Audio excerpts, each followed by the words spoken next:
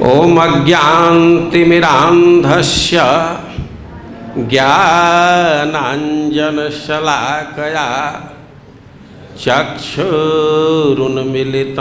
येन तस्मै श्रीगुरवे नमः। हे कृष्ण करुणा सिन्धु दीनबन्धो जगत्पते गोपेश गोपिका कांत राधाकांत नमस्तुते। जयतां सुरतोर्पंगोर मम मंदमतिर्गति मत्सर्वस्वपदाम्भोज राधा मदन मोहनौ। तप्त कांचन गौरांगी राधे वृंदावनेश्वरी वृषभानुसुते देवी प्रणमामि हरिप्रिय।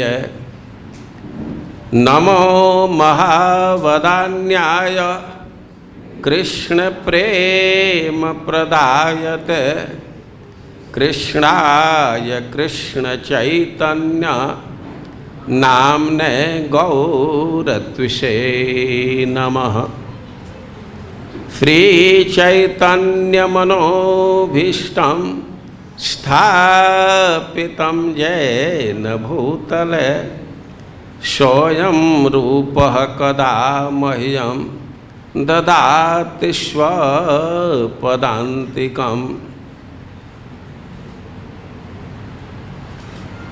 वैराग्यजुग भक्तिरसं प्रयत्नै अपाययन्मामनभीप्सुमन्धं कृपां बुधिर्यः परदुःखदुःखी सनातनं तं प्रभुमाश्रयामि। वाञ्छाकल्पतरुभ्यश्च कृपा सिन्धुभ्यैव च पतितानां पावनेभ्यो वैष्णवेभ्यो नमो नमः। जय श्री कृष्ण चैतन्य प्रभो नित्यानंद श्री अद्वैत गदाधर श्रीवासादि गौर भक्तवृंद। हरे कृष्णा कृष्ण कृष्ण हरे हरे हरे राम राम राम हरे हरे। हम लोग आवृत्ति करेंगे श्रीमद् भागवतम के प्रथम स्कंध के 10वें अध्याय का प्रथम श्लोक। स्कंध 1 अध्याय 10 श्लोक 1। ओम नमो भगवते वासुदेवाय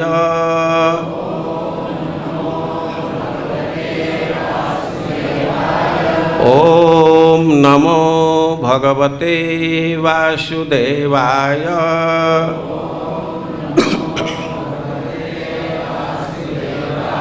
ओम नमो भगवते वासुदेवाय।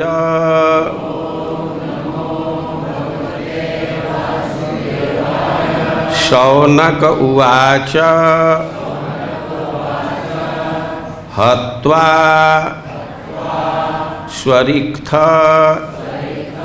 स्पृधः आततायिनः युधिष्ठिरः धर्मभृतां वरिष्ठः सह अनुजः प्रत्यवरोध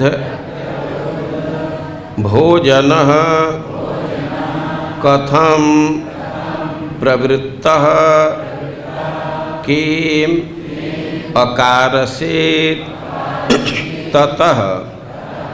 शौनक उवाच हत्वा स्वरिक्थस्पृधया ततायिनो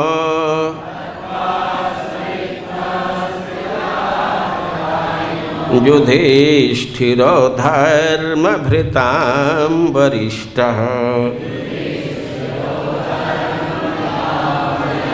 सहानुजय प्रत्यवरुद्ध भोजनः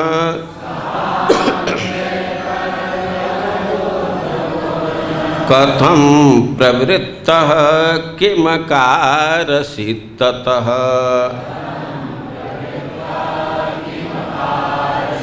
हत्वा स्वरिक्थस्पृधया ततायिनो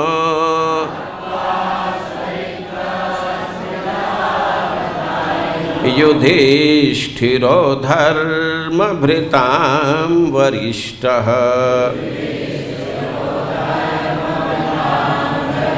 सहानुजः प्रत्यवरुद्ध भोजनः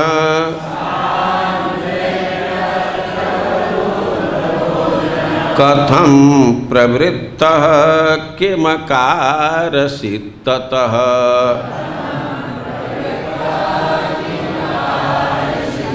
हत्वा स्वरिक्थस्पृधया ततायिनो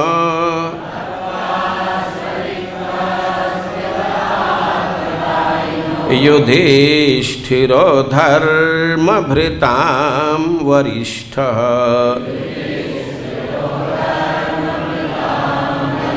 सहानुजः प्रत्यवरुद्ध भोजनः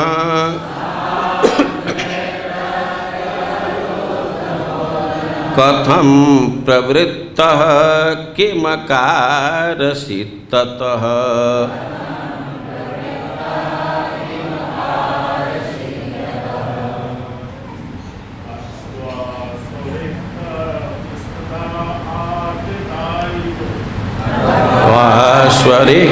स्वरिक्थस्पृधया ततायिनो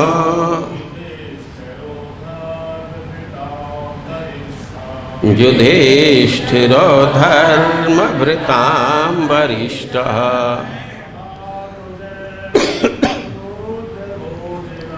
सहानुजः प्रत्यवरुद्ध भोजनः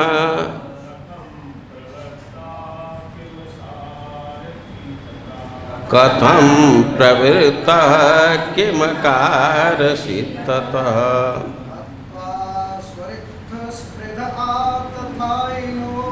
हत्वा स्वरिक्थस्पृधया ततायिनो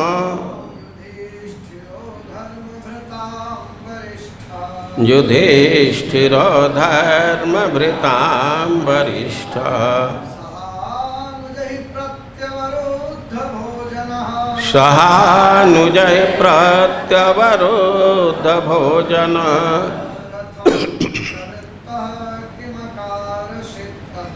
कथं प्रवृत्तः किम माताजी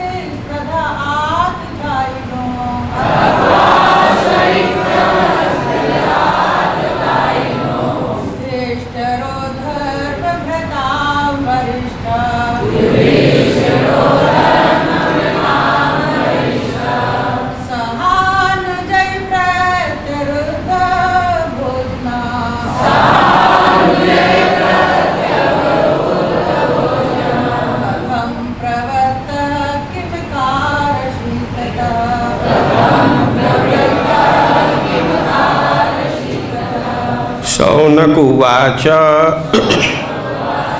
शौनक मुनि ने पूछा, हत्वा वध करने के पश्चात स्वरिक्त वैध पैतृक संपत्ति स्पृध छीनने की इच्छा से आततायी युधिष्ठिर राजा युधिष्ठिर धर्मभृताम धर्म का दृढ़ता से पालन करने वालों का वरिष्ठ सबसे बड़ा सह अनुजयी अपने भाइयों सहित प्रत्यवरुद्ध रोक दिया भोजन आवश्यकताओं को स्वीकार करना। कथम कैसे प्रवृत्त लगा हुआ किम क्या अकारसित संपन्न किया ततः तत्पश्चात। अनुवाद और तात्पर्य श्रील प्रभुपाद के द्वारा। अनुवाद। शौनक मुनि ने पूछा, जो महाराज युधिष्ठिर की वैध पैतृक संपत्ति को छीनना चाहते थे, उन शत्रुओं का वध करने के पश्चात महानतम धर्मात्मा युधिष्ठिर ने अपने भाइयों की सहायता से अपनी प्रजा पर किस प्रकार शासन चलाया। निश्चित ही वे अपने साम्राज्य का उपभोग मुक्त होकर निरंकुश चेतना से नहीं कर सके। तात्पर्य। महाराज युधिष्ठिर समस्त धर्मात्माओं में श्रेष्ठ है, अतएव उनमें साम्राज्य का भोग करने हेतु अपने चचेरे भाइयों से लड़ने की इच्छा नहीं थी। वे उचित उद्देश्य के लिए लड़े, क्योंकि हस्तिनापुर का राज्य उनकी वैध विरासत थी और उनके चचेरे भाई उनको हड़पना चाह रहे थे। अतएव वे भगवान श्री कृष्ण के मार्गदर्शन में उचित उद्देश्य के लिए लड़े, किंतु वे अपने विजय के फलों का भोग न कर पाए, क्योंकि उनके सभी चचेरे भाई युद्ध में मारे गए थे। अतएव उन्होंने साम्राज्य पर शासन तो चलाया, किंतु इसे कर्तव्य समझकर और अपने छोटे भाइयों की सहायता से चलाया। शौनक मुनि की जिज्ञासा महत्वपूर्ण थी। वे यह जानना चाहते थे कि जब महाराज युधिष्ठिर को साम्राज्य भोगने का अवसर मिला, तब उनका आचरण कैसा था। जगत गुरु श्रील प्रभुपाद की।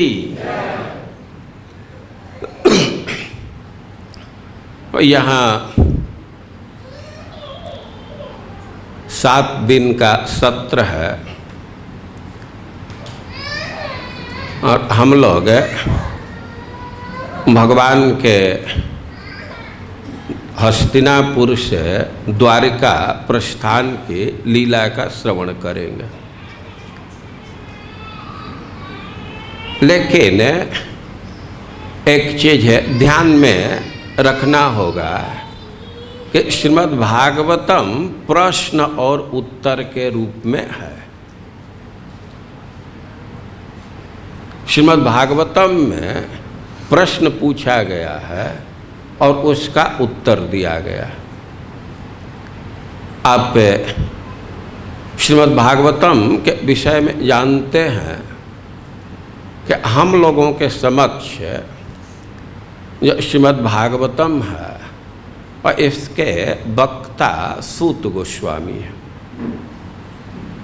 सूत गोस्वामी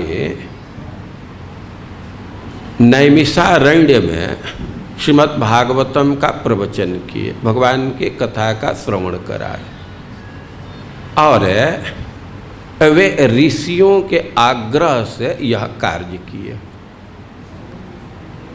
नैमिषारण्य बड़ा ही पवित्र स्थान है।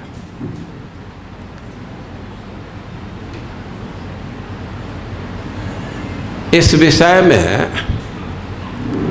एक कथानक है कि एक बार की घटना है कि देवता लोग यज्ञ करना चाहते थे। तो ब्रह्मा जी के पास गए कि हम लोगों को स्थान बतलाइए, कहाँ हम लोग यज्ञ करें। यज्ञ करने में स्थान का बहुत महत्व है। स्थान के प्रभाव से यज्ञ के फल पर भी प्रभाव आता है। और यज्ञ का विधान है कि पवित्र स्थान में करना चाहिए। जहाँ बहुत हिंसा हो रहा है तो उस स्थान में यज्ञ का निषेध है। कोई कोई भूमि जो उपजाऊ नहीं है, मरुभूमि है, उसड़ा है, तो वहाँ यज्ञ का विधान नहीं है। और देवता लोग ब्रह्मा जी से पूछे कि हम लोग कहाँ यज्ञ करें। और ब्रह्मा जी एक मनोमय चक्र छोड़े।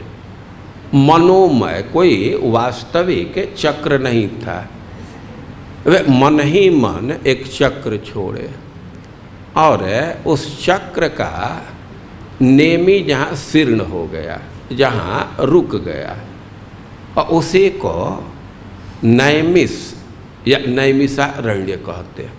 नेमी वो रथ का चक्का होता है, ऊपरी के जो भाग होता है, तो जहाँ नेमी शीर्ण हो गया इसलिए उसको नैमिष कहते हैं। तो ब्रह्मा जी के द्वारा चयन किया हुआ स्थान है। और वैसे भी आप ऋषियों का उद्गार सुनते हैं, क्षेत्रस्मिन् वैष्णवे वयम्। ये भगवान विष्णु का क्षेत्र है।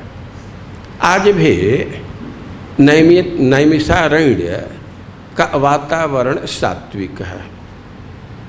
अभी इस मंदिर से परसों दिन कल यात्रा जा रही है। वैसे सरस्वती जी अभी लुप्त हो गई हैं, ऐसा लिखा गया है कि सरस्वती जी वहाँ 7 धारा में हो गई।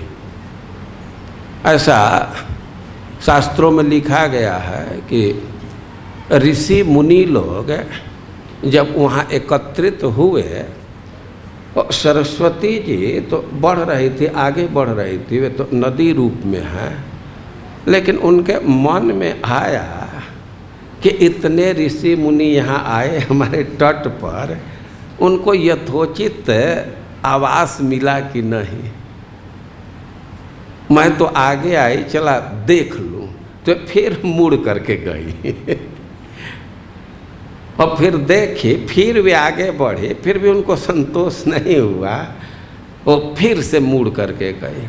वैसे 7 बार 6 बार मुड़ करके गई। और यह इंश्योर होने के लिए, देखने के लिए कि सभी ऋषियों के लिए स्थान मिल गया, और इसी से वहाँ 7 खंड हो गया। और इस समय जो स्थान है, जो चक्र तीर्थ कहते हैं, प्रसिद्ध स्थान है। और ब्रह्मा जी जो चक्र छोड़े थे मनोमय, वो जहाँ रुका था, और इसीलिए इसको नैमिषारण्य कहते हैं। ये भगवान विष्णु का क्षेत्र है। और बहुत दिन से वहाँ अनेक लोग तपस्या करते रहे। मनु महाराज वहीं तपस्या किए थे। और भी स्थान है, वहाँ के नज़दीक में ही स्थान है जहाँ दधीची ऋषि तपस्या करते थे। मिश्रित नाम से वह स्थान प्रचलित है। हम यह कह रहे हैं कि एक ऋषियों का समाज यह जान करके कि अब तो खराब समय आने वाला है।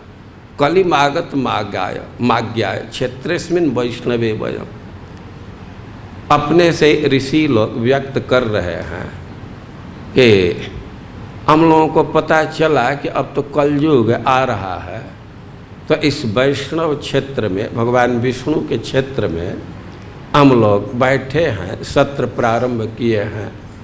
हमारा बहुत सौभाग्य है कि आप प्राप्त हो गए, और हम लोगों का कल्याण कैसे होगा इस विषय में आप बतलाइए।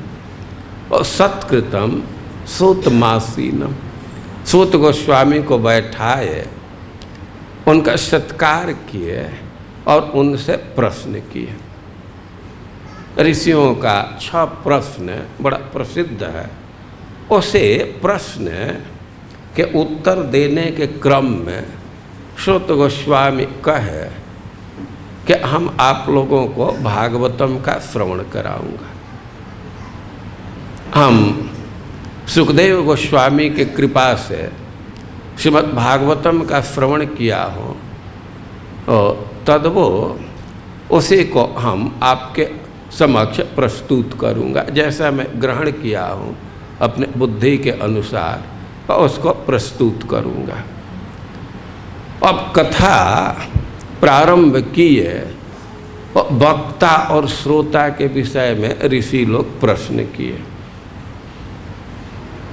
खास करके महाराज परीक्षित के जन्म के विषय में, और उसका वे उत्तर दिए।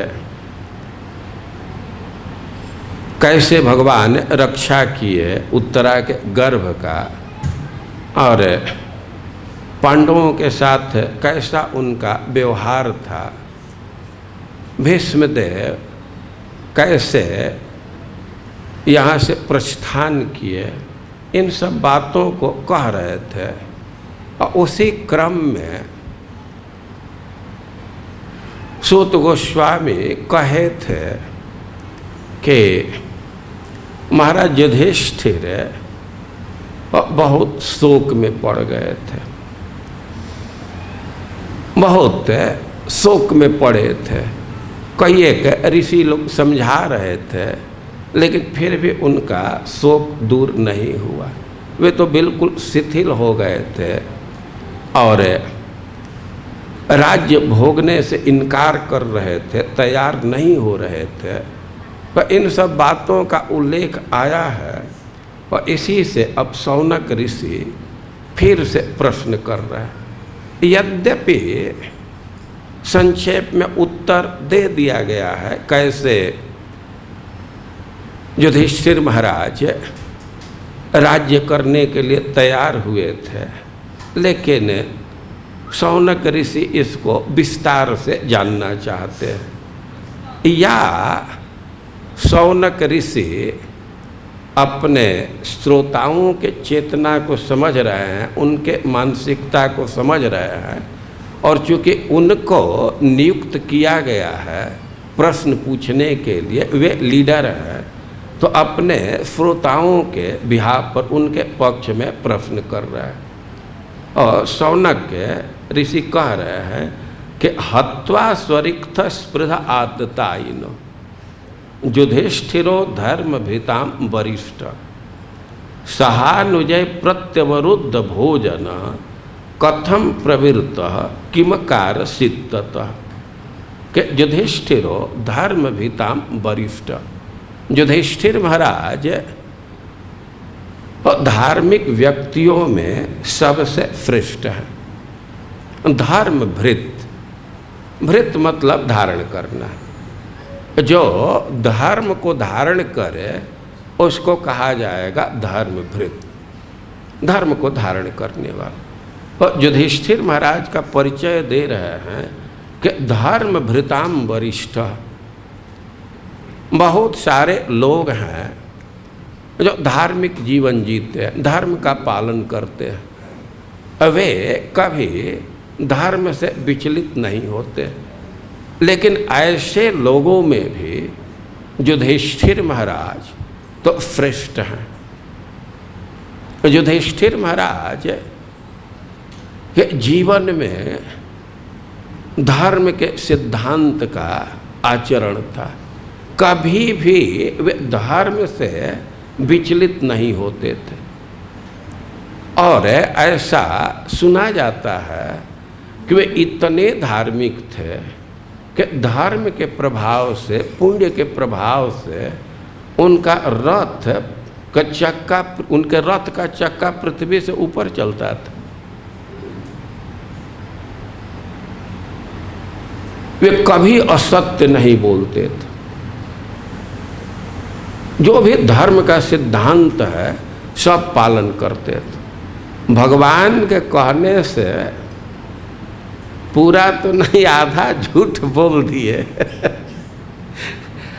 उसका भी प्रभाव आया कि उनका अब जो उड़ करके चक्का चलता था रथ का, वो धरती पर चलने लगा। और धर्म भृताम वरिष्ठ कह रहे हैं कि हत्वा स्वरिक्त स्पृध आतताइनो, कि वे बध किए। अरे परम धार्मिक व्यक्ति थे, धार्मिक श्रेष्ठ थे, और फिर हत्वा बध करके ये हत्या क्यों किए? यानी कि आतताई न, जिसका वध किए तो आतताई थे। वो आतताई का वध करना कोई अधर्म नहीं होता है। स्वरिक्त स्पृध, जिनका वध किए उनका परिचय दे रहे हैं कि उनके धन को हड़पना चाहते थे, उनके पैतृक संपदा को हड़पना चाहते थे। इसी स्कंध में पहले उल्लेख आ चुका है कि 6 प्रकार के आतताई होते हैं। किसी को कोई विष दे उसको आतताई कहते हैं। किसी के धन को छीन ले उसको आतताई कहते हैं। किसी के पत्नी को छीन ले उसको आतताई कहते हैं।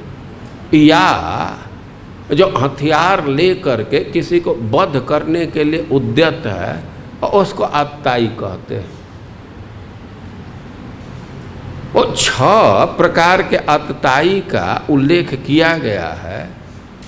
अब युधिष्ठिर महाराज जिनका वध किए और उनके कैरेक्टर को देखिए तो किसी पॉइंट पर जांचेंगे तो आतताई वे सिद्ध होंगे। 6 में से किसी को लेंगे तो उस खाते में आ जाएंगे। वे 6 प्रकार से आतताई थे। भीम को विष दिए थे, द्रौपदी का अपहरण करना चाहते थे, राज्य छीन ही रहे थे और कई एक तरह से धोखा दे करके भी मारना चाहते थे। तो कह रहे हैं कि हत्वा स्वरिक्त स्पृध आतताई न, जो उनके धन को हड़पना चाहते थे, आतताई थे, तो उनका वध किए। सहानुजयी प्रत्यवरुद्ध भोजन, और अपने राज्य पर अधिकार कर लिए अपने भाइयों के साथ। सहानुजयी महाराज युधिष्ठिर के एक विशेषता बतला रहे हैं कि वे अपने भाइयों के साथ थे। वास्तव में जीवन की बहुत बड़ी सफलता है। अपने भाइयों के मेल में रहना यह जीवन की बहुत भारी सफलता है। ऐसा देखा जाता है कि जब छोटे छोटे बच्चे होते हैं तो भाइयों में बड़ा प्रेम होता है। अब उनमें इतना प्रेम होता है, एक साथ रहने की ऐसी प्रवृत्ति होती है कि कभी कभी तो माता पिता तंग हो जाते हैं। अब एक भाई थोड़ा बड़ा हुआ, स्कूल जाने लगा, अब छोटा बच्चा भी उसके साथ स्कूल जाने के लिए वो पीछे पीछे लग जाता है। कोई एक तरह से प्रयास करके उसको रोकना पड़ता है। हम लोग ट्रेन में देखते हैं, कोई दंपति हैं, उनके कोई एक संतान है, तो कोई बच्चा कहता है कि ऊपर जाएंगे, ऊपर वाले सीट पर। एक को ऊपर चढ़ाते हैं तो दूसरा भी रोने लगता है, हम भी ऊपर जाएंगे। और जब बाल्यावस्था में रहते हैं भाई तो स्वाभाविक प्रेम रहता है, लेकिन सयाने हो गए तो खास करके श्रीमती जी घर में आ गई, अब है तो भाई भाई का अंतर होने लगता है। और अब ऐसी स्थिति हो जाती है कि भाइयों से कभी कभी भेंट होती है, और कुछ लोगों की तो यह स्थिति हो जाती है कि घर पर भेंट नहीं होती है, भाई से भेंट होती है लेकिन कोर्ट में।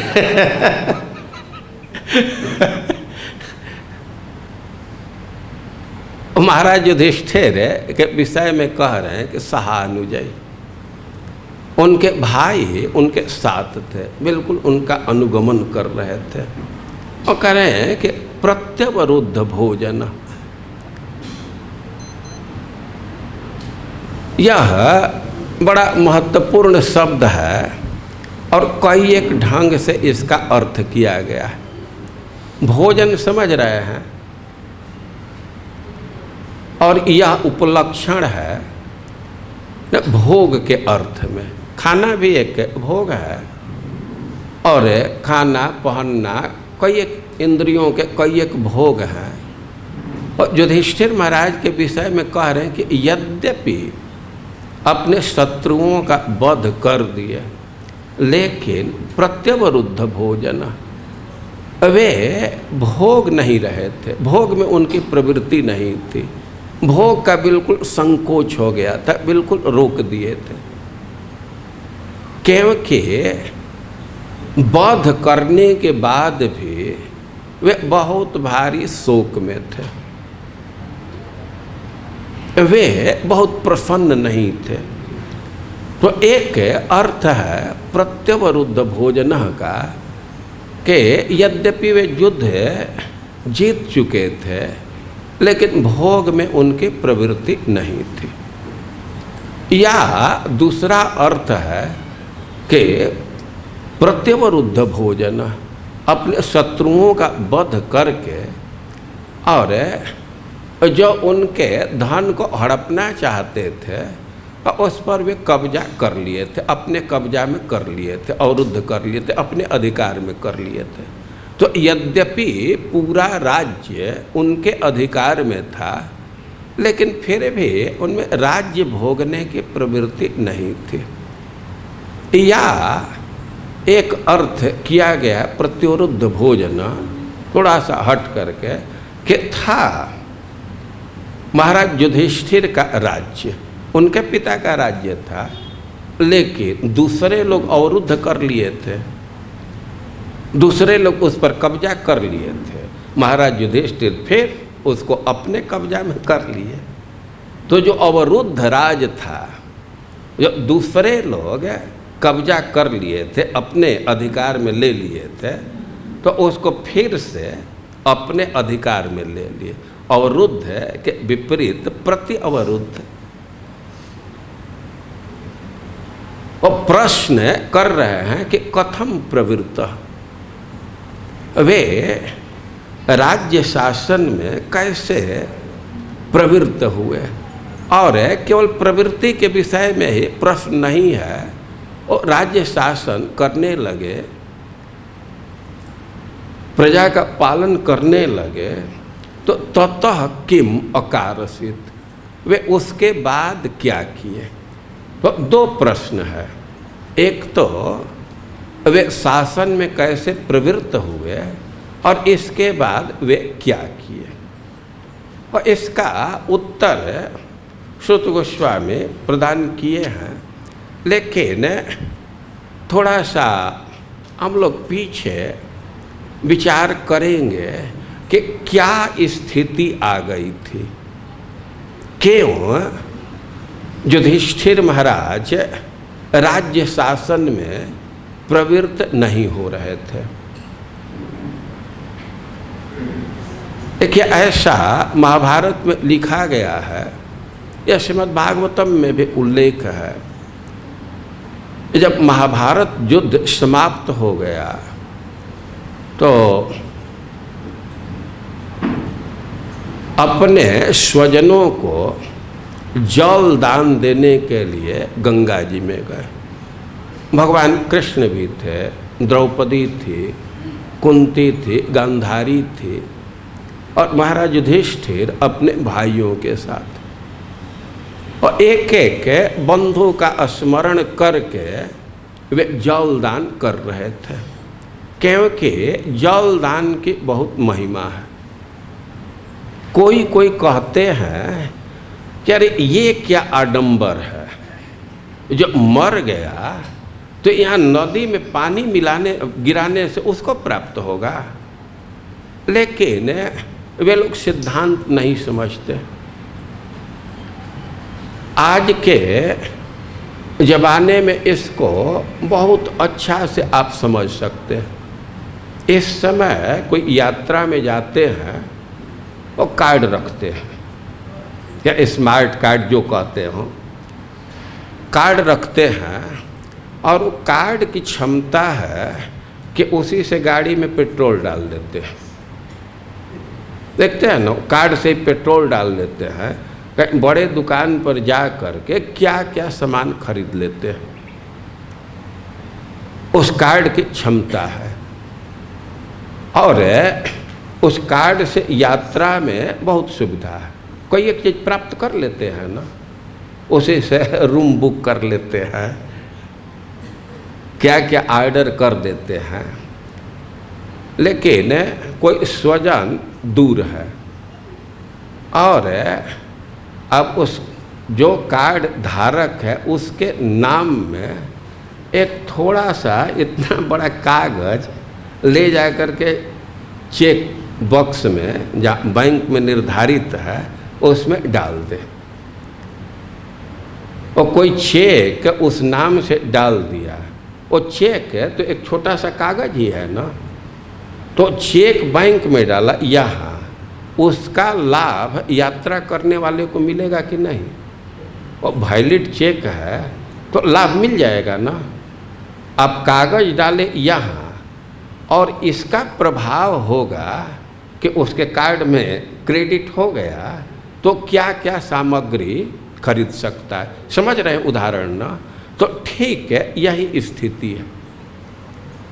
जिस व्यक्ति का देहांत हो गया है और उसको भी अपने डेस्टिनेशन तक जाने के लिए और यात्रा करना होता है, और उस समय उसको बहुत बहुत आवश्यकता होती है, और यहाँ उसके नाम से केवल तिल और जल डालते हैं तो वही उसको भोजन के रूप में प्राप्त हो जाता है, वो मधु के रूप में प्राप्त होता है, घी के रूप में प्राप्त होता है, कई एक प्रकार की सुविधा के रूप में परिणत हो जाता है। और इसी से जो अपने बंधु हैं, संपरेत हैं, जिनकी मृत्यु हो गई है, तो उनकी इच्छा होती है कि हमारे परिवार वाले हमको कुछ सुविधा प्रदान करें। श्वानाम उदक मिच्छता, श्रीमद् भागवतम का शब्द है। भगवान सबको ले करके जल दान के लिए गए पांडवों के साथ। किसको जन्म देने के लिए? स्वानाम, अपने संबंधियों को, और उनका विशेषण दे रहे उदक मिच्छता। वे चाह रहे थे, उनकी इच्छा होती है कि हमको जलदान किया जाए। और युद्ध के बाद बंधुओं को जलदान दिया जा रहा था। महाराज युधिष्ठिर गंगा जी में प्रवेश करके थोड़े पानी में खड़े होकर के जल दे रहे थे, और उसी समय कुंती गई।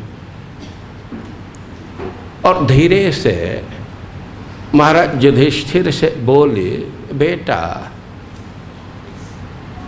कर्ण के लिए भी जलदान करो। अब महाराज युधिष्ठिर पूछे, क्यों कर्ण के लिए क्यों जलदान करें? तब वो सब बातें बतलाई, कर्ण के जन्म के रहस्य को बतलाई। और इस घटना को सुन करके युधिष्ठिर महाराज बहुत दुखी हो गए। ऐसा सुनते हैं कि यद्यपि कुंती देवी कर्ण के जन्म के रहस्य को बतलाई, लेकिन उसको बतलाते हुए मूर्छित हो गई, पानी में गिर गई। और युधिष्ठिर महाराज उसको उठा करके तट पर लाए और वे बहुत शोक में पड़ गए। और ऐसा लिखा गया है महाभारत में कि वे लोग जलदान दिए। कृतोदकास्ते सुहृदाम सर्वेशा पांडुनंदना विदुरो धृतराष्ट्रस्य सर्वास्त भरत स्त्रिय। भरत वंश के जो भी स्त्रियां थी या पांडव लोग थे, विदुर जी थे, धृतराष्ट्र थे, सब लोग अपने सुहृदों के लिए, संबंधियों के लिए जल दान किए। और तत्र तेषु महात्मानो न्यवसन पांडुनंदना शौचम निवर्तिष्यन्तो मास मात्र बहिपुरात। वे लोग ऐसा अनुभव कर रहे थे कि परिवार में तो बहुत भारी सूतक हो गया, हम लोग अपवित्र हो गए हैं। तो जल दान देने के बाद भी वे महात्मा पुरुष पांडव लोग और लोग भी, धृतराष्ट्र और विदुर जी इत्यादि, वे अपने शुद्धि के लिए मास मात्र बहिपुरात 1 महीना तक गंगा जी के तट पर ही निवास किए। वे जलदान तो किए, लेकिन ऐसा नहीं है कि तुरंत घर वापस आ गए। हम लोग तो जाते हैं नदी में, जलदान करते हैं और फिर घर आ जाते हैं, भोजन करते हैं या गुड़ खाते हैं, क्या क्या कृत्य किया जाता है। लेकिन पांडवों के विषय में कह रहे हैं कि शौचम निवर्तिष्यन्त, हम लोग और पवित्र हो जाए, अपने सामान्य स्थिति को प्राप्त करने के लिए, अपवित्रता को दूर करने के लिए, अपने को पवित्र करने के लिए वे 1 महीना तक पुरात बहि नगर के बाहर गंगा जी के तट पर ही निवास किए। पांडव लोग अपने परिवार के साथ गंगा जी के तट पर निवास कर रहे हैं, तो बहुत सारे ऋषि मुनि भी वहाँ आ गए। द्वैपायनो नारदश्च देवलश्च महर्षि देवस्थानश्च कण्वश्च तेषां शिष्याच सत्तमा। बहुत ऋषि आ गए। मुख्य ऋषियों का नाम दे रहे हैं कि वेदव्यास जी थे, नारद जी थे, देवल थे और देवस्थान थे, कण्व थे, और उनके बहुत शिष्य भी थे। अन्य च वेद विद्वांस, इसके अतिरिक्त भी बहुत सारे ऋषि आए। वे सब वेद के विद्वान थे, परम पंडित थे और गृहस्थ स्नातका संत ददृशु कुरुसत्तमम्। और गृहस्थ भी थे, विरक्त भी थे, विद्यार्थी भी थे, और ऋषियों का अलग अलग दर्जा है। सब ऋषि थे और सब आकर के महाराज युधिष्ठिर का दर्शन किए, वहाँ बैठे और प्रतिगृह्य ततः पूजा तत्काल सदृशिम तथा पर्युपासन यथा न्यायम परिवार्य युधिष्ठिरम। अब तो युधिष्ठिर महाराज अपने नगर में नहीं हैं, राजभवन में नहीं हैं, बाहर हैं। तो उस स्थान के अनुरूप जैसा सत्कार कर सकते हैं तो वैसे सत्कार ऋषियों का किए, ऋषियों का सत्कार किए। और ऋषि लोग भी युधिष्ठिर महाराज को ही घेर करके बैठ गए।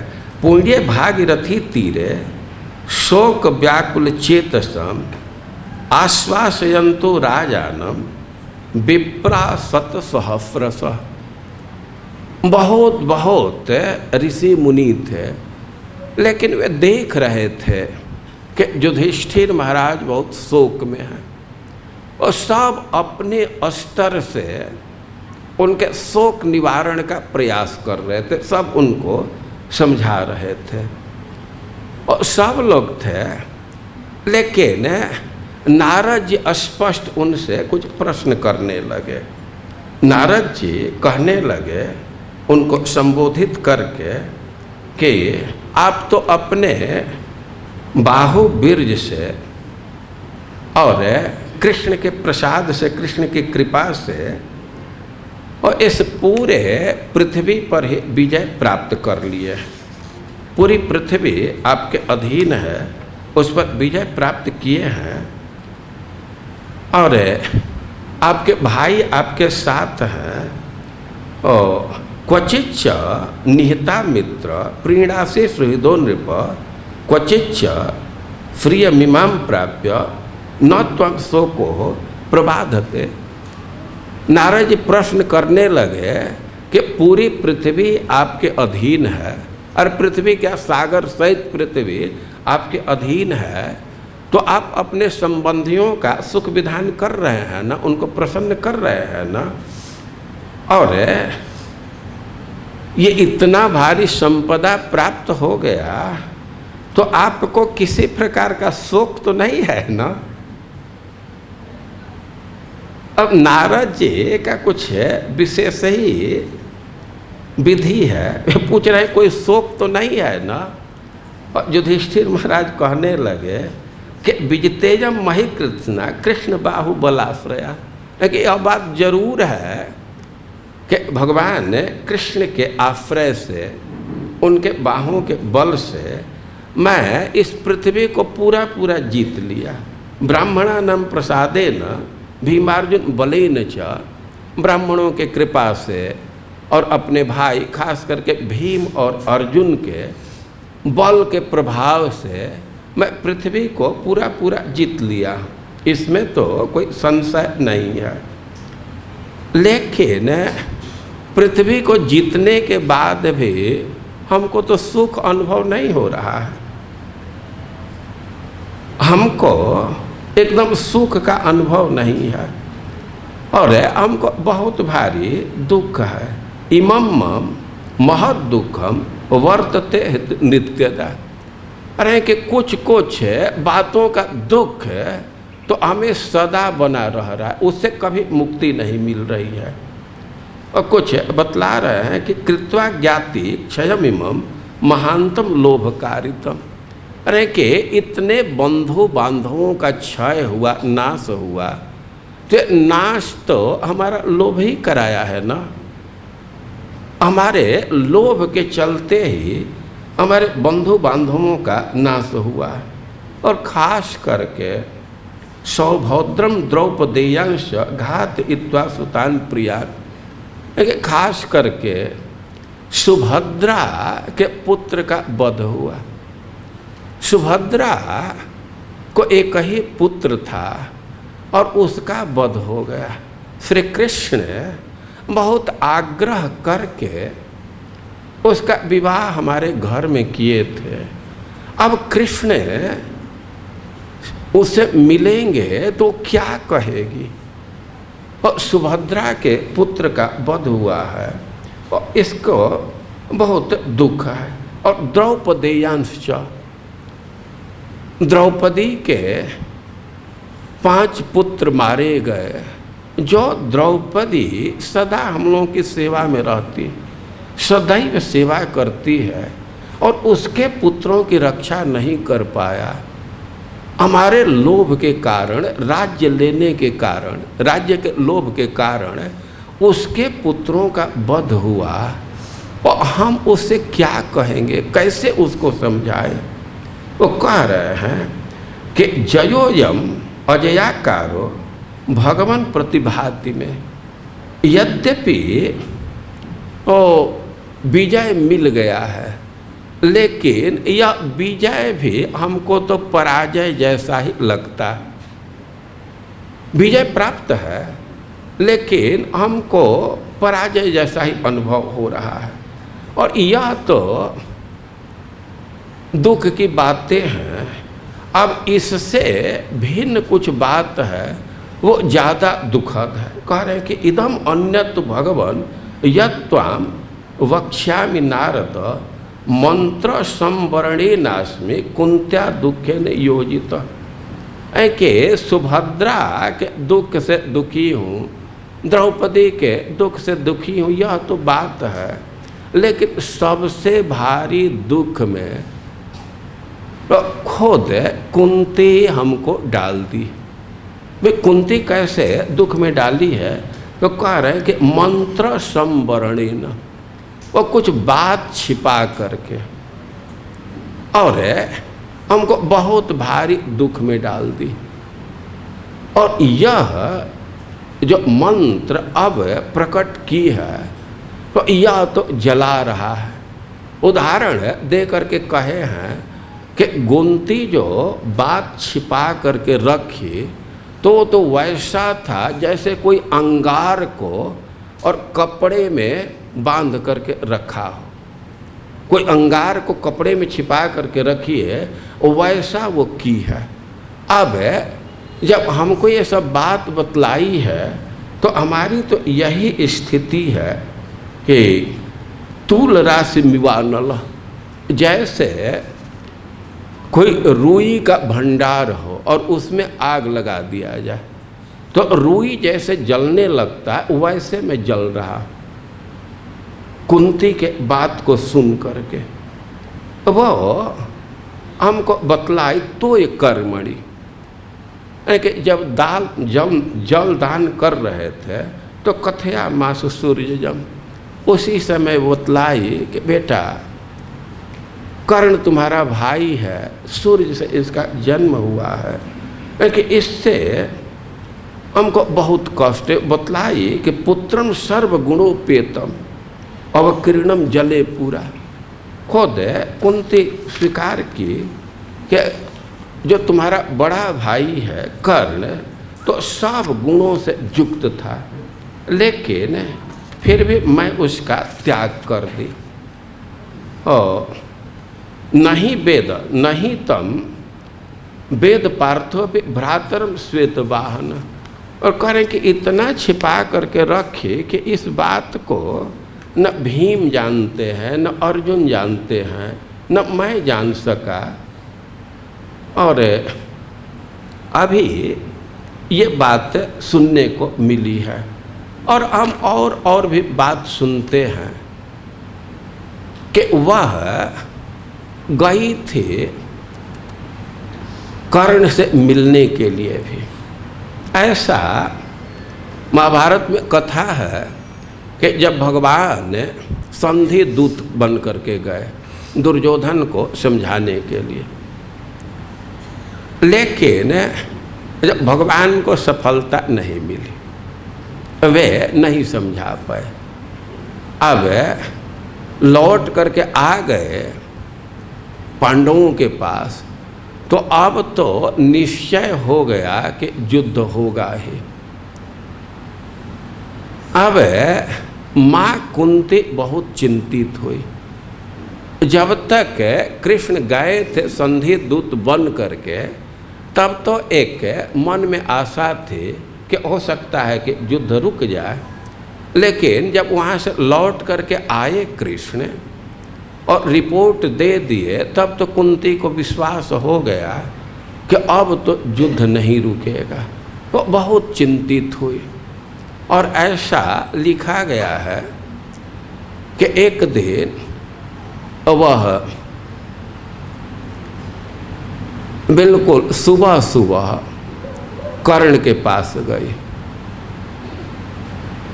एकांत देह करके उस समय कर्ण गंगा जी के तट पर वेद पाठ कर रहा था, वेदों का मंत्र बोल रहा था, पाठ कर रहा था।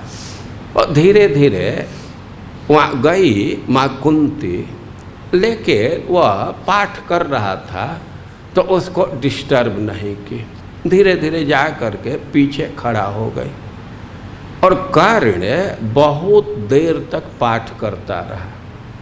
ऐसा लिखा गया है कि जब सूर्य उसके मुख से घूमते घूमते पीठ के तरफ आ गए, तब उसका ध्यान गया कि कोई पीछे खड़ा है।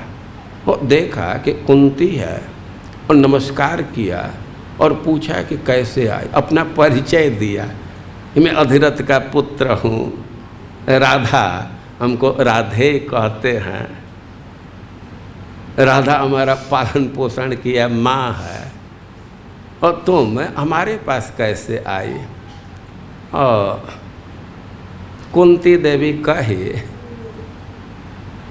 बेटा तुम हमारे पुत्र हो, जन्म मैं दी हूँ, और तुम सूर्य के पुत्र हो, और मैं तुमको जन्म के बाद मंजूषा में छोड़ दिया था। अब कर्ण को यह बात पसंद नहीं पड़ी। वो कह रहे थे कि तुम बड़े पुत्र हो, मैं संधि के लिए आई हूँ, तुम युधिष्ठिर से संधि कर लो। और कर्ण कहता है नहीं, वो कह रहे थे कि संधि कर लो। और उसी समय भगवान सूर्य का भी वचन सुनाई दिया स्पष्ट, कुंती भी सुनी। भगवान सूर्य भी कहे कि तुम्हारी माँ बिल्कुल ठीक कह रही है, बेटा तुम उसी का अनुसरण करो, इसी में तुम्हारा कल्याण है। और भगवान सूर्य भी कहे, लेकिन उस पर कुछ असर नहीं हुआ। वो कहा कि माँ तुम जन्म दी हो और हमको ऐसे फेंक दी, तब तो तुम हमारा बहुत भारी अपकार की। तुम्हारे चलते हमारा क्षत्रिय संस्कार नहीं हो पाया और कितना कितना अपमान सहा, तो तुम हमारी शत्रु हो और तुम संधि के लिए आई हो। और देखो संधि मैं करूँगा, लेकिन अर्जुन के वध करने के बाद। पहले अर्जुन को मारूंगा, इसके बाद युधिष्ठिर से वध कर लूँगा, युधिष्ठिर से संधि कर लूँगा। अब तो कुंती एकदम कांपने लगी, थर थर थर थर।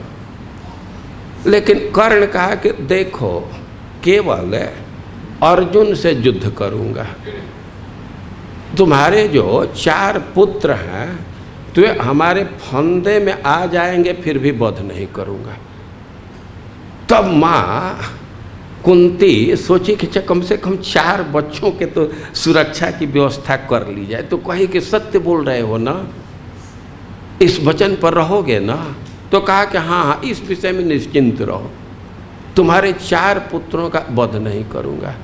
और अर्जुन भी कृष्ण के साथ है, तो हो सकता है कि वही वध कर दे।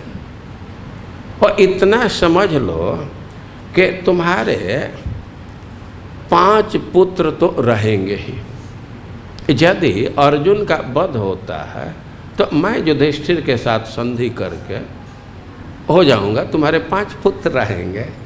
और कदाचित हम मारे जाते हैं तो अर्जुन के साथ तुम्हारे 5 पुत्र रहेंगे, तो 5 पुत्र तुम्हारे रहेंगे, उसमें कोई कठिनाई नहीं है। और महाराज युधिष्ठिर कह रहे हैं कि मैं सुना हूँ कि कुंती गई थी और वह संधि के लिए प्रार्थना की। भगवान सूर्य भी कहे उसके समक्ष भी, और स्वप्न में भी सूर्य भगवान कहे, लेकिन ऐसा हो नहीं पाया। और वे कह रहे थे कि जब कर्ण बड़ा भाई है तो राज्य पर तो उसका अधिकार था, तो एक तरह से मैं तो भाई का वध करके और राज्य ले रहा हूँ ना। इस राज्य के कारण एक भाई अपने भाई का वध किया। बहुत शोक में थे। वो कह रहे थे कि पहले नहीं बतलाई हमको। एक बार अनुभव होता था कि कर्ण कोई विशिष्ट व्यक्ति है। महाराज युधिष्ठिर अपना अनुभव सुना रहे हैं कि जब क्रोध में बोलता था, खास करके द्रौपदी का अपमान करता था, तो पूरा शरीर जल जाता था, बहुत बेचैनी हो जाती थी। लेकिन कर्ण सामने आ जाता था तो हम शीतलता अनुभव करते थे, वो सब बेचैनी दूर हो जाती थी। और कभी कभी उसके वचन को सुन करके बहुत जलन होता था, लेकिन उसके चरण पर ध्यान जाते बिल्कुल शीतलता अनुभव होता था। और चरण पर ध्यान जाते समय स्पष्ट दिखता था कि हमारे माँ के समान इसका चरण एकदम उसके सदृश है, लेकिन हम कुछ समझ नहीं पाते थे। और नारद जी कहे कि तुमको कोई शोक तो नहीं है ना? महाराज युधिष्ठिर से पूछ रहे हैं। तो महाराज युधिष्ठिर कह रहे हैं कि बहुत शोक है, शोक से जल रहा है। और किस बात से शोक हो रहा है, और इस विषय में वे कई एक घटना का उल्लेख कर रहे हैं। अब जैसा आप सुने कि बहुत सारे ऋषि वहाँ जुटे हुए थे, और कई एक ऋषि लोग कई एक इतिहास सुना करके और युधिष्ठिर महाराज को समझाने का प्रयास करने लगे। ऐसा श्रीमद् भागवतम में लिखा गया है कि व्यासाद्य ईश्वरे हाज्ञै कृष्णे नाद्भुत कर्मणा प्रबोधितोपि ना बुध्यत सुचार्पित। ऐसे कई एक ऋषि लोग, जिसमें व्यास जी प्रधान थे, और कह रहे हैं कि ईश्वर इहा अज्ञै या ईश्वर इहा आज्ञै। ईश्वरीहाज्ञै शब्द है, विच्छेद करेंगे तो ईश्वर इहा अज्ञै, तो वह भी इहाज्ञै बनेगा, और इहा आज्ञै तो वह भी इहाज्ञै बनेगा। तो दो अर्थ है। एक कह रहे हैं कि ईश्वर इहा अज्ञै, अरे भाई भगवान जब समझाना चाह रहे हैं तो ऋषि लोग अब भगवान की बात को समझ करके, उनके चेतना को समझ करके वे लोग भी सोच रहे थे कि हम लोग ही समझा दें। अब भगवान समझाना चाह रहे हैं तो ये लोग समझाना चाह रहे थे, और बहुत बहुत इतिहास दे करके समझा रहे थे। दूसरा अर्थ है कि ईश्वर इहा अज्ञै, वे लोग भगवान के चेष्टा के विषय में अज्ञ थे, नहीं समझ रहे थे। क्योंकि कृष्णे नाद्भुत कर्मणा, कृष्ण तो अद्भुत कर्म है, इस अर्थ में कि भगवान युधिष्ठिर को समझा रहे थे, एक रूप से समझा रहे थे, और भीतर से उनको प्रेरित कर रहे थे कि किसी भी स्थिति में समझ ना पाए। अद्भुत कर्म है भगवान। कोई एक जगह ऐसा उनका व्यवहार देखा जाता है। आप लोग ब्रज में देखते हैं कि गिरिराज जी को नमस्कार करते थे, ब्रजवासियों के साथ भोग लगा रहे हैं, और एक रूप से ऊपर चढ़ करके शैलोस्मी, मैं शैल हूँ, और मांगते थे और भोग दो और भोग दो। संधि दूत बन करके भी गए थे, वो प्रवचन तो कर रहे थे कि पांडवों के साथ संधि कर लेना चाहिए, लेकिन कौरवों को ऐसे प्रेरित कर रहे थे कि वो संधि न हो पावे। पहले से संकल्प ले करके ही गए थे कि संधि नहीं होने देना चाहिए। अब पांडव लोग भेज रहे थे कृष्ण को जा करके कहिए कि केवल 5 जनपद दे देंगे, 5 सिटी दे देंगे, उनसे हम लोग संतोष कर लेंगे। और भगवान भी तैयार होकर के गए, लेकिन द्रौपदी केवल इतना कह दे, केशव हमारे केशों का भी ध्यान रखना। द्रौपदी प्रतिज्ञा की थी कि जब तक धृतराष्ट्र के सब पुत्र नहीं मारे जाएंगे तब तक मैं अपने केशों का श्रृंगार नहीं करूंगी। और उसी समय कृष्ण द्रौपदी को पूरा आश्वस्त कर दिए थे कि इस विषय में निश्चिंत रहो, कोई संधि वंधि नहीं होने जा रहा।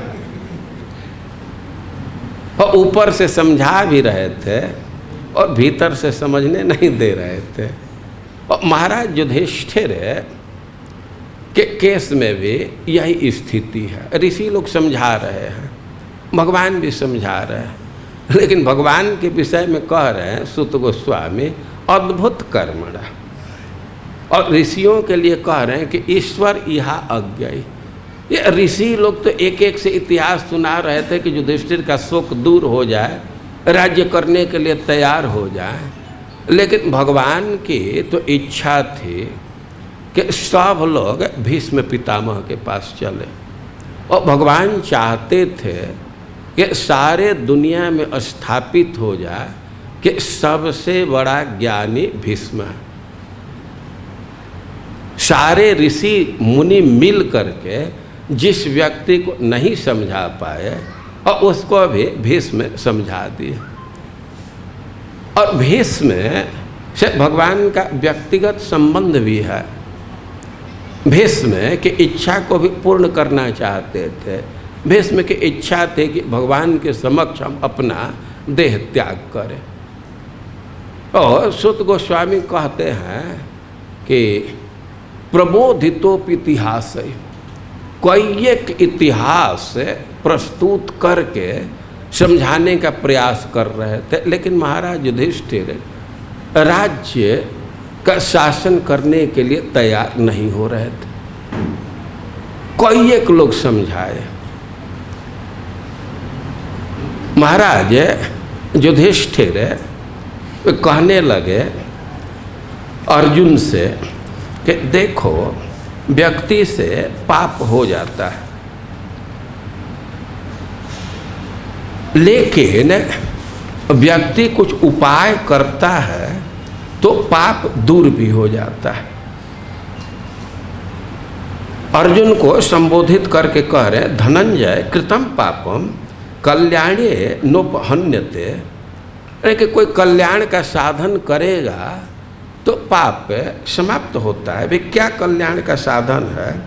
तो कह रहे हैं कि ख्यापने न अनुतापे न दाने न तपसा पिवा, कि एक बात तो है कि अपने पाप को कह दीजिए। कई एक लोगों से कहेंगे तो कहने से भी पाप कम हो जाता है। कोई आपसे अपराध हो गया, पाप हो गया है, तो उसको गोपनीय रखेंगे, छिपा करके रखेंगे तो नहीं समाप्त होगा। लेकिन लोगों से कह रहे हैं, कन्फेस कहते हैं ना, उसको व्यक्त करते हैं तो उससे समाप्त। अनुतापे न पश्चाताप करने से, दाने न दान करने से, तपसा पिवा तपस्या करने से, निवृत्त्या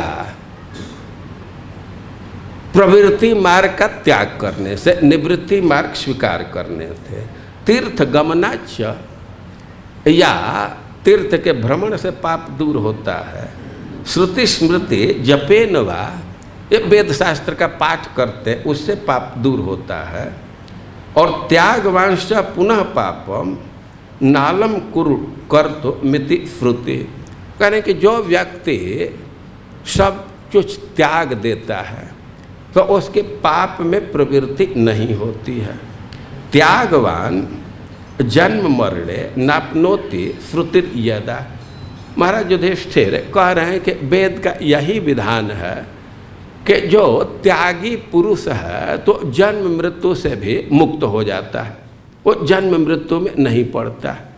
तो ऐसे सिद्धांत दे करके कह रहे हैं कि हम तो सब चीज़ का त्याग करना चाहते हैं, हम राज्य नहीं करना चाहते, बहुत भारी पाप हुआ है, हम तो भिक्षा मांग करके जीवन व्यतीत करेंगे और हम जा करके वन में निवास करेंगे, भ्रमण करेंगे। और ऐसे अपना निर्णय दिए और जो अर्जुन उनको समझाने का प्रयास करने लगे। कह के देखिए, जो आप सिद्धांत दे रहे हैं वो ब्राह्मणों के लिए है, क्षत्रियों के लिए ऐसा नहीं लिखा गया है। अरे क्षत्रियों को तो संग्रह करना चाहिए, क्षत्रिय के लिए कुछ कुछ कर्म है कि उससे विरत नहीं होते हैं। और अब त्याग की महिमा गा रहे हैं, अरे संग्रह की भी महिमा है और क्षत्रियों के लिए यही उपयुक्त है। अर्थेभ्य ही विवृद्धेभ्य संभृतेभ्य ततस्ततः क्रिया सर्वा प्रवर्तन्ते पर्वतेभ्य इवापगा। वो कई एक बात बोल रहे हैं अर्जुन, हम एक दो बात को यहाँ प्रस्तुत करेंगे। अर्जुन कह रहे हैं कि जब धन बढ़ता है, संभृतेभ्य ततस्ततः, इधर उधर से जहाँ तहाँ से धन इकट्ठा कर लेते हैं। क्षत्रिय हैं, युद्ध करेंगे और विजय प्राप्त होने पर धन भी मिलता है। वो कह रहे हैं कि वो संग्रह की बड़ी महिमा है। क्रिया सर्वा प्रवर्तन्ते, जब व्यक्ति के पास बहुत धन आ जाता है तो कोई एक धार्मिक कृत्य करता रहता है, धन्य पुण्य का काम चलता रहता है। उदाहरण दे रहे हैं कि पर्वतेभ्य इवापगा, जैसे पर्वत से नदी निकलती है। वे कोई भी नदी है तो पर्वत से ही निकलती है ना, तो जैसे पर्वत से कोई एक नदियाँ निकलती रहती है, एक साइड से नर्मदा निकल रही है तो एक साइड से सोन निकल रहा है। वो कह रहे हैं कि धन का संग्रह होता है, माल जुट जाता है, वो बहुत बहुत क्रिया चलती रहती है। कुछ कृत्य करने के लिए, अनुष्ठान करने के लिए तो धन की आवश्यकता है। अर्थात धर्मस्य कामस्य स्वर्गस्य नराधिप। अरे धन से धर्म होता है, भोग मिलता है, स्वर्ग मिलता है। और धन न रहे तो जीवन चलाना ही कठिन हो जाए। अब त्याग की बात करते हैं। अरे देखिए, यस्यार्था तस्य मित्राणि, जिसके पास धन है तो उसी को दोस्त भी होते हैं, व्यक्ति उसी को दोस्त बनाता है।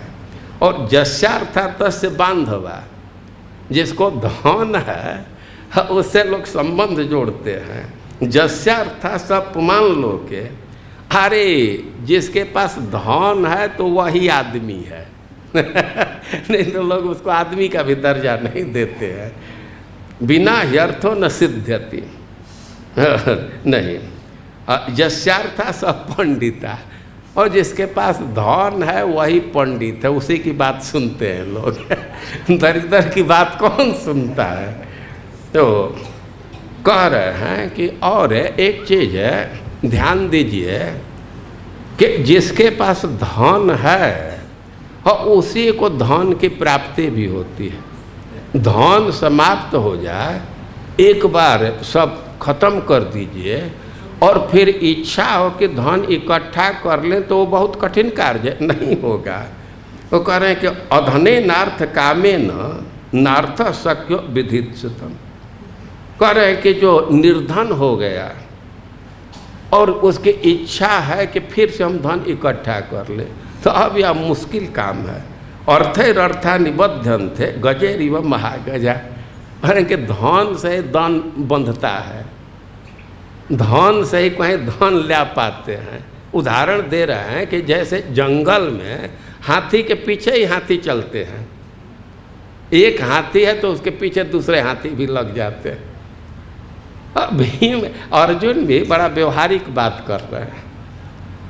हम लोगों को तो अर्थशास्त्र में बहुत ज्ञान नहीं है, लेकिन हम कई एक बात सुनते हैं। ये कितने भक्त हैं, थोड़ा सा वो 100-200 गज जमीन लेने के लिए कुछ अकाउंट खुलवाए, पैसा जुटाए और नहीं ले पाए, उतना वे नहीं कर पाए। और कई एक भक्त ऐसे हैं जो धनी हैं, उनका बिजनेस चलता था तो पैसा है तो अब अभी के प्लॉट खरीद लेते हैं। अब प्लॉट खरीद लिए, अब कृपालु जी के हॉस्पिटल का प्रभाव हुआ कि 3 करोड़ का 50 करोड़ में बिक गया। अर्जुन कह रहे हैं कि धन से धन आता है। अब निर्धन व्यक्ति हो गया तो चाहे भी कि धन इकट्ठा करें तो मुश्किल हो जाएगा। तो यह आपका निर्णय ठीक नहीं है त्याग का। क्षत्रिय का धर्म संग्रह करना, ऐसा कहा गया है कि क्षत्रियों, भीम कहेंगे क्षत्रियों का तो धर्म है कि कहीं से भी युद्ध करके धन प्राप्त करना है तो उसमें संतोष नहीं होना चाहिए, उसके तो हमेशा तृष्णा बनी रहनी चाहिए। अर्जुन अपने ढंग से समझा रहे हैं, लेकिन महाराज युधिष्ठिर कहे कि देखो जहाँ धर्म की बात है तो हम भी विचार करके त्याग की बात कह रहे हैं। अब धर्म की बात हमसे तुम अधिक समझेगा। अरे तुम अस्त्र की बात, युद्ध की बात हमसे अधिक समझ सकते हो, धर्म के विषय में हमसे अधिक तुम्हारी बुद्धि नहीं है। हम भी जो कह रहे हैं सोच विचार करके कह रहे हैं। ओ महाराज ने अर्जुन तो चुपचाप रह गए, लेकिन भीम कहे कि यही करना था तो क्यों हम लोगों से लड़ाई कराए। जब कोई त्याग ही करना था इतना खून खराबा क्यों कराए। आप धर्म की बात कर रहे हैं। आलस्य कृतचित्तस्य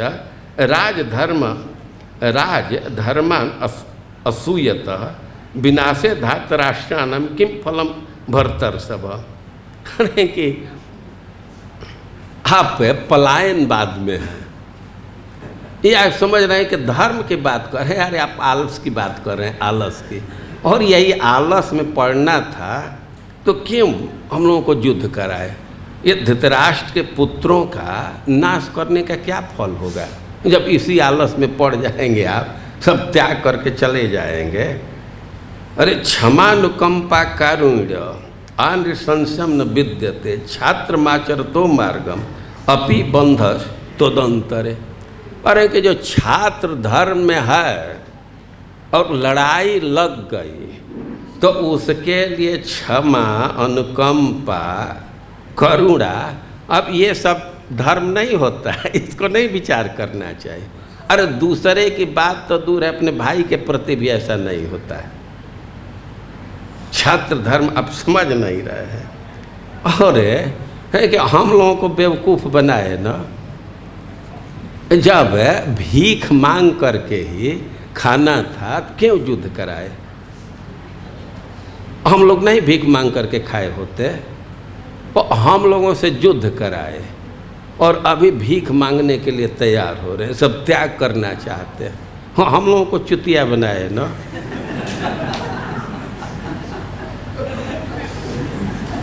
हम लोगों के पास इतना बल है और इसके बाद भी आपका अनुगमन कर रहे हैं।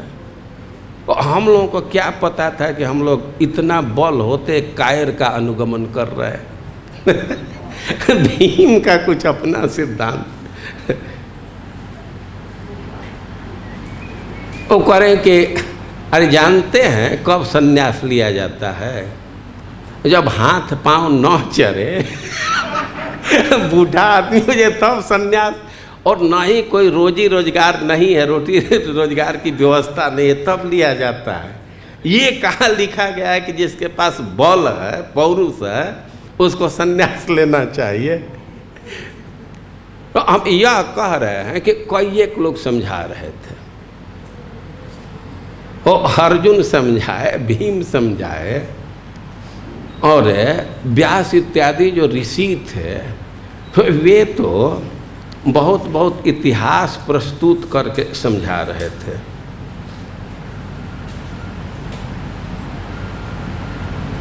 अर्जुन ने व्यासदेव उनको समझाने लगे कि देखिए जो आप बात कह रहे हैं तो इसको मैं नजायज नहीं कह रहा हूँ, लेकिन ब्राह्मणों का धर्म है और इसी से केवल स्वर्ग मिल जाए ये कोई जरूरी नहीं है।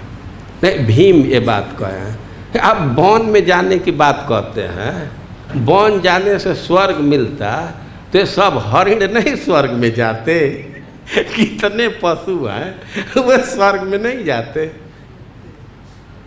लेकिन व्यासदेव उनको इतिहास सुनाने लगे। वो इतिहास सुनाए हैं कि देखिए एक राजा हुए हैं, उनका नाम है, नाम भूल रहा हूँ,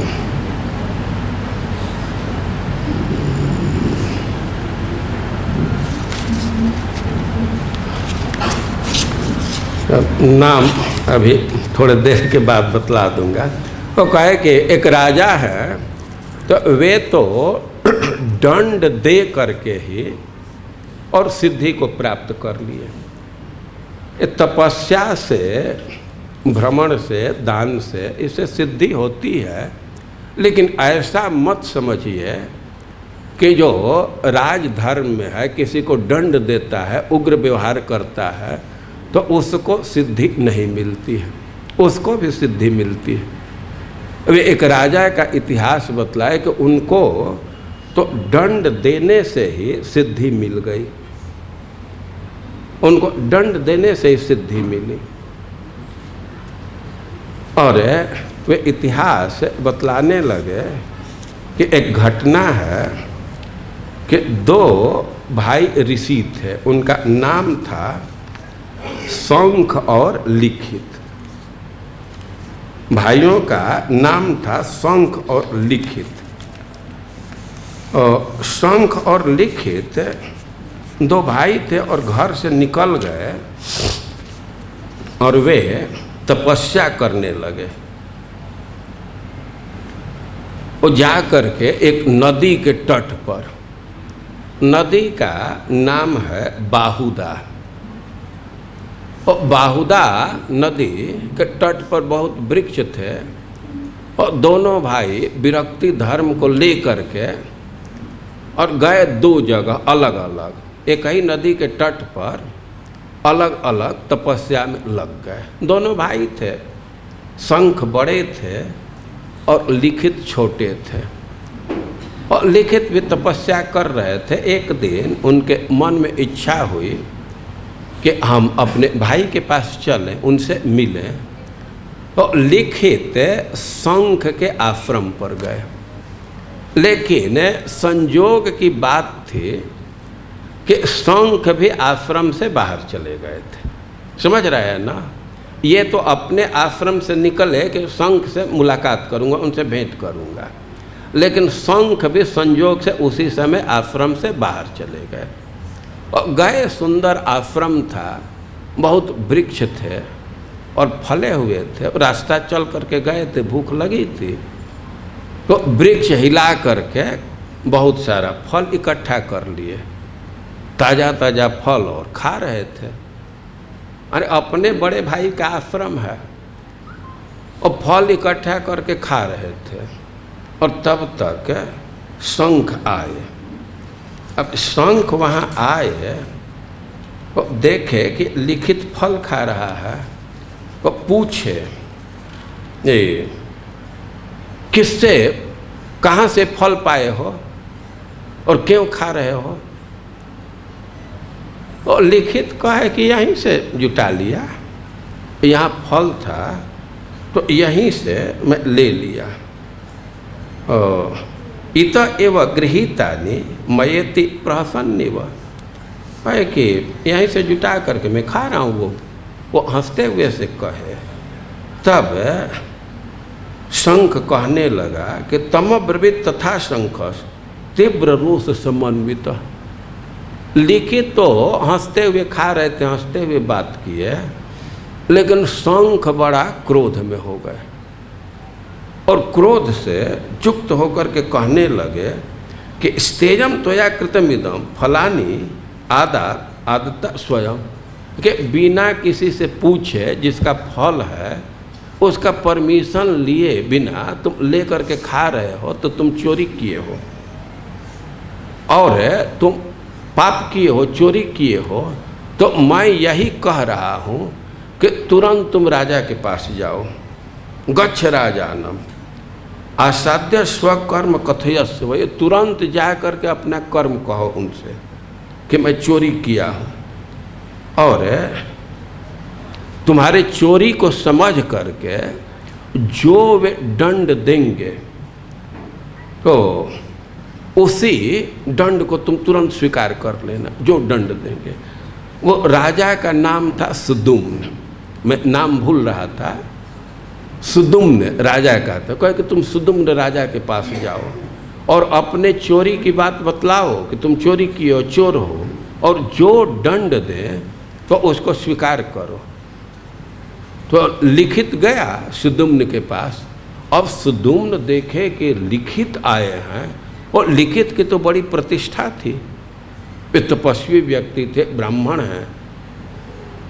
तो जब ही उनको पता चला कि लिखित आए हैं तो राजा खुद अपने अनुचरों के साथ आगे बढ़ करके लिखित से मिला, उनका सत्कार किया और कहा कि आप कैसे यहाँ आए हैं, बतलाइए, हम क्या आपकी सेवा करें, कैसे आप यहाँ आए, प्रयोजन बतलाए।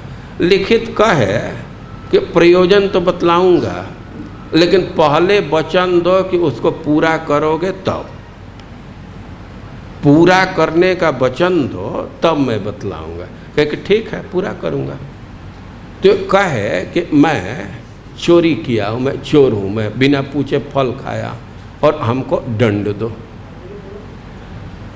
और सुदुम्न कहने लगे कि अरे जब राजा को दंड देने का अधिकार है तो उसको क्षमा करने का भी अधिकार है,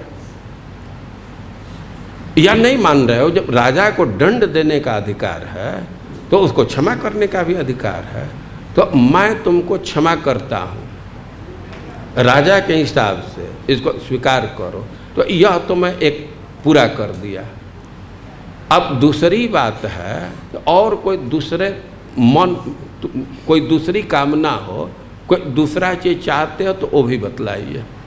लिखित कहे कि ना, हमको बस एक चाहिए, हम चोरी किए, हमको दंड दीजिए। वे विकल्प देते रहे कि दूसरी बात कुछ कहिए, दूसरा चीज़ मांगिए, लिखित तैयार नहीं हुए। अब दंड के लिए इतना उद्यत थे कि राजा विचार में पड़ गया, क्योंकि बड़े भाई की आज्ञा थी। शंख बड़े भाई, वे कहे थे कि राजा के पास जाओ और दंड स्वीकार करो। तो अब बहुत आग्रह देह करके वो कहे कि ठीक है, तो दंड की व्यवस्था करते हैं। तुम चोरी किए हो तो दोनों हाथ कटवा देता, तुम्हारा दोनों हाथ काटा जाए। और सुदुम्न ने दोनों हाथ कटवा दिए। अब तो उसका हाथ कट गया, फिर अपने भाई के पास आया, शंख के पास, कहा कि मैं दंड स्वीकार कर लिया। तब शंख कहे कि ठीक है, तुम फिर नदी के तट पर चले जाओ और वहाँ जाकर के तपस्या करो, और ऐसा तपस्या करो कि इस प्रकार की पाप की मति फिर न हो। और भाई की आज्ञा मान करके आकर के तपस्या करने लगा। एक दिन वो नदी में स्नान करने के लिए गया और तब तक दोनों वहाँ फिर आ गए। अब हैरत में पड़ा, इसको रिपोर्ट करने के लिए फिर शंख के पास आया। और शंख के पास आया, कहा कि तो बाँह हमारे आ गए। वो कहे कि हमारे तपस्या के प्रभाव से आया है, मैं इसको ऐसा किया हूँ। तो वे उनका बाँह तो आ गया, और लिखित और सुदुम्न दोनों को सिद्धि मिल गई, दोनों को गति प्राप्त हुई। तो व्यासदेव ये स्थापित करना चाहते हैं कि जो राजा के पद पर है, भले ही वो दंड दे रहा है, लेकिन उसका दंड देना भी एक साधना ही है। अर्जुन जब युद्ध नहीं करना चाहते थे कि इसमें हिंसा करना है, वो एक तरह से भगवान यही समझा रहे हैं कि देखो हिंसा तो सब जगह है। ब्राह्मण यज्ञ में हिंसा करते हैं, और ब्राह्मण यज्ञ में हिंसा करते हैं तो उसे पाप नहीं लगता है। वैसे ही क्षत्रिय युद्ध में हिंसा कर रहे हैं तो उसे पाप नहीं लगता, उसे शुद्धि होती है। और व्यासदेव समझा रहे हैं कि क्षत्रिय का धर्म है शासन करना, और यह मत समझो कि किसी को दंड देने से वो अशुद्ध होगा, वो शुद्ध होगा। क्षत्रिय इसी कर्म से, राज्य शासन से ही वे स्वर्ग को प्राप्त करेंगे, सिद्धि को प्राप्त करेंगे। और ऐसे कई एक इतिहास दे करके और ऋषि लोग समझाने का प्रयास कर रहे थे, लेकिन महाराज युधिष्ठिर राज्य शासन के लिए तैयार नहीं हो रहे थे। और इसी सब स्थिति को ध्यान में रह करके सूत गोस्वामी पहले बोल चुके हैं कि प्रबोधितोपितिहास ना बुद्ध्यत सुचारुपित। कई एक इतिहास दे करके समझाने से भी महाराज युधिष्ठिर नहीं समझ रहे थे। तो अब प्रश्न पूछ रहे हैं कि आखिर क्या बात है, कैसे वे राज्य शासन में प्रवृत्त हुए और इसके बाद क्या किए। और इस तरह यह महाराज नहीं शौनक ऋषि का यह प्रश्न है। अब सूत गोस्वामी इसका उत्तर क्या दे रहे हैं, इसको हम लोग कल से सुनेंगे। हरे कृष्ण।